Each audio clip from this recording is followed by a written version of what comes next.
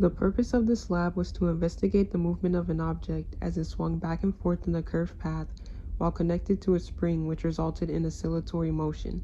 I utilized Tracker to retrieve the position data of the given mass and created a computational model in GlowScript with said data to make a comparison.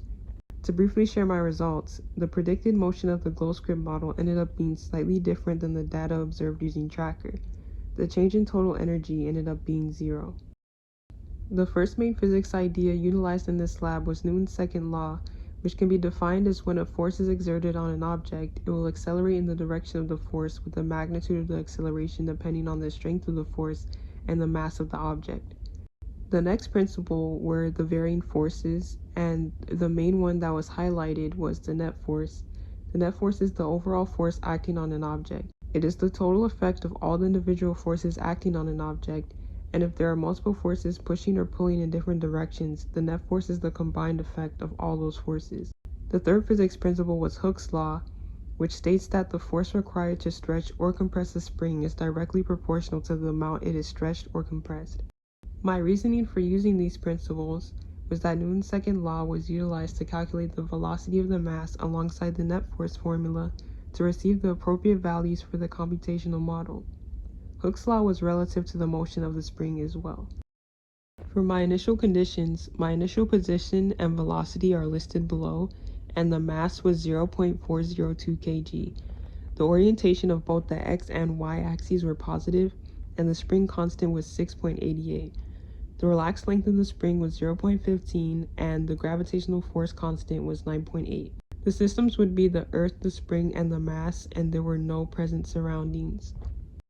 As for the code, the distance of the spring, the length of the spring, and the unit vector were all calculated in lines 87 to 96, and I defined the initial energies before setting the formulas for total energy, gravitational potential energy, spring potential energy, and kinetic energy.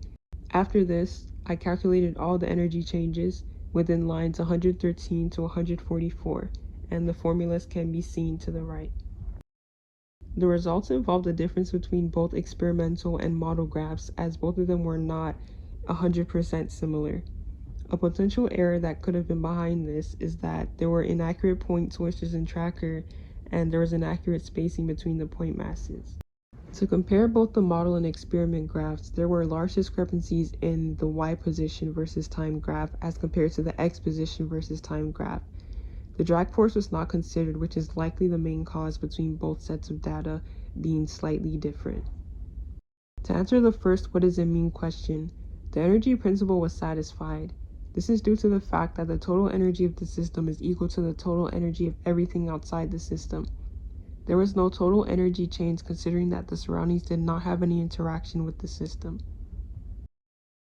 To answer the second half of the question, I estimated that the oscillation period for the x position would be 1.65 seconds, and my estimation for the oscillation periods in the y position was 1.52 seconds. The oscillation for the y period was previously calculated due to being in the same position as the axis.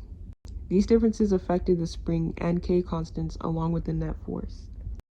In conclusion, I made use of Tracker to obtain positional information for the provided object and developed a computational model in GlowScript based on that data to conduct a comparison.